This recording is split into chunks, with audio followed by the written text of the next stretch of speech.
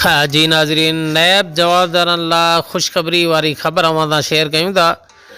जी अवां खे breaking news ॾींदा हलूं त नैब जवाबदारनि जे लाइ ख़ुशख़बरी वारी ख़बर आहे त सिंध हाई कोर्ट कराची में कुछ ॾींहं पहिरियां मुअज़्ज़ज़ जज साहिबान एक लार्जर बेंच में पंहिंजे ॾिनल हिकु फ़ैसिले में चयो आहे त अहिड़ा नैब जा जवाबदार जिन खे सिर्फ़ु कालब नोटिस मिलियल आहे उहे नैब जे ट्रायल कोर्ट में पेश थी मचलका जमा कराए फौरी ज़मानत हासिल करे सघनि था।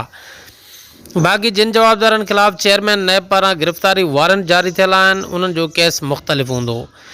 नाज़रीन, उन सिलसिले में असां राब्तो कयो आहे माहिर क़ानून एडवोकेट सैयद दुर्ममन शाह सां। अचो त ॾिसूं त उन सिलसिले में सैयद दुर्ममन शाह जिन छा था चवनि। जी साईं दुर्ममन शाह साहब, इन केस जे सिलसिले में जेका ताज़ो हाई कोर्ट तरफ़ां लार्जर बेंच जेको फ़ैसिलो बि ॾिनो आहे, अवां वटि छा तफ़सील आहिनि उन सिलसिले में? जी बिल्कुल, यो High Court of Sindh Karachi में मेजॉरिटी जजमेंट आई है लार्जर बेंच की, जैमें 3 जजन में 2 जजन जो ऑर्डर किया और मेजॉरिटी जजमेंट आ जेके भी नैब जा केसिस वे जवाबदार जिनके कॉल ऑफ नोटिस मिलिया उन पानी क्लियर्स बेल कराई बाद में रेफरेंस फाइल थो वे उन बेल जी कन्फर्मेशन लाए जज साहिबान उन्होंने डायरेक्ट ट्रायल कोर्ट ॾे था मोकिलनि, तो उते वञी करे ट्रायल कोर्ट में जिते नैब जो केस हलेनि थो उते वञी करे मचलका जमा कराइनि।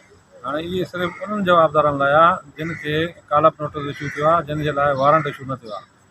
उहे जवाबदार जिन जे मथां वारंट ऑफ अरेस्ट इशू थियो आहे, चेयरमैन नैब कयो आहे या कोर्ट कयो आहे वारंट ऑफ अरेस्ट, उन्हनि जे मथां इहो कानून लागू न थींदो।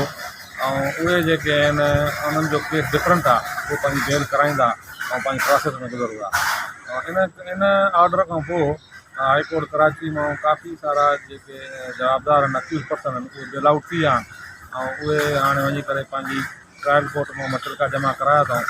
इहो न सिर्फ़ु कराची लाइ आहे बल्कि पूरे सिंध लाइ आहे। इन लाइ वरी पंहिंजे तालके गड़ियासिन में जेके भी नैब जा जवाबदार आहिनि जेके पंहिंजी कालप नोटिसनि ते बेल कराई अथऊं तालके गड़ियासिन में ख़ासि तौर ते 2-3 रेफरेंसदार आहिनि जंहिंमें 100-125 जवाबदार आहिनि तालको इहो शायदि कानपुर आहे।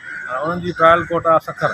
हाणे इन्हनि खे सिर्फ़ु वञी करे सखर में वञी करे पंहिंजे ट्रायल कोर्ट में जेके नैब जी कोर्ट आहे उते मचलका जमा कराइणा अथनि, बॉन्ड जमा कराइणा अथनि ऐं उन्हनि जी बेल कंफर्म थी।